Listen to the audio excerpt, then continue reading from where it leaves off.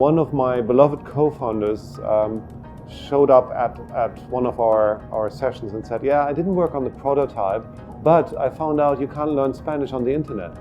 And everybody was like, yes, interesting. I thought it's the most terrible idea ever.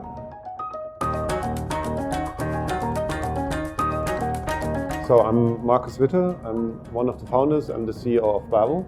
Babbel is the app that gets you to speak foreign languages in real life. We started Babbel 12 years ago. Since then we've grown to around 750 people. Most of them are in Berlin, in our headquarters. We have around 30 people in New York City, in our office over there. And what we do is we produce language courses for everybody. So it's not language courses just for people who are very good at languages, but even more for those who, like me, struggle to learn new languages. 2007, Berlin was not really a startup hub, so it was not the most usual thing that you could do. And we were actually starting something completely different when we started. So we were 4 founders coming out of the music software industry.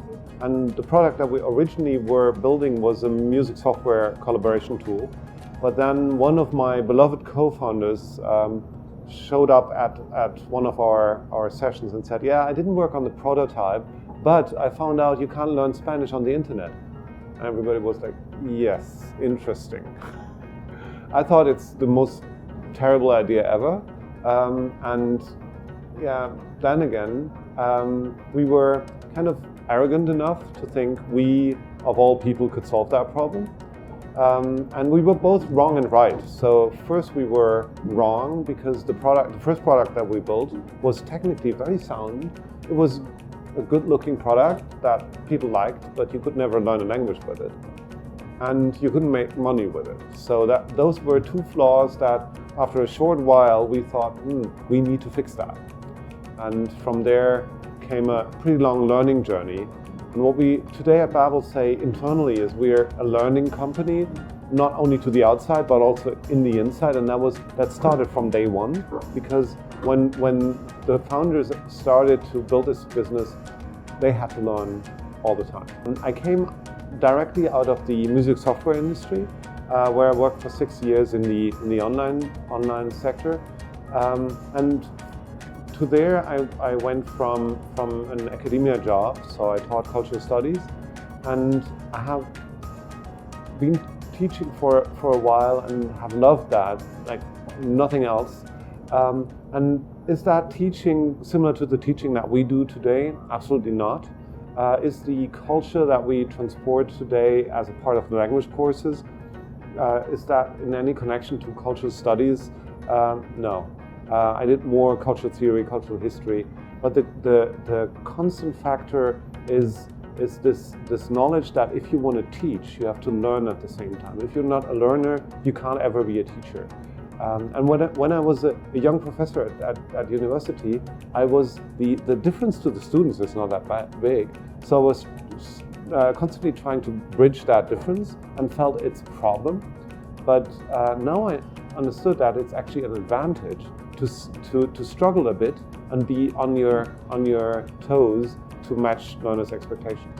We as Babbel do quite a lot of research with different universities. So we work with City University of New York. We did a study with Yale, and currently we're working with Sheffield on a brain plasticity thing. I'm personally usually not directly involved, so unfortunately I'm not very deep into these studies or into programming the courses or more or less any other area of the business. I'm interacting with these results quite a lot because it matters to find out how do people actually learn, how do they learn with the app, and what does change, and how do we bring this big body of knowledge that's there in language teaching, how we bring that to the digital world.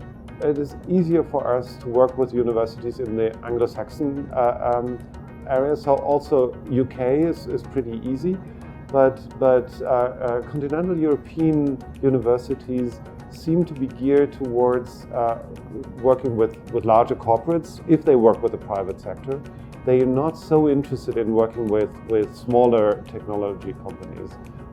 And that's a huge problem. When we talk about ecosystems, everybody talks about ecosystem this time.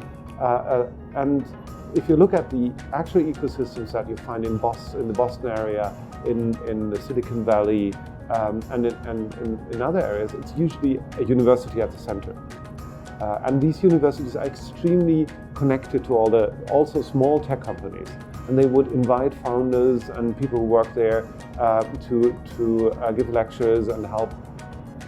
We have never ever gotten an invitation from a Berlin university, or there's one connect that from a more business-driven school, but it's always the business sector that reaches out, never the tech universities. And I think that's a pity, because we would be very, very happy to work with them.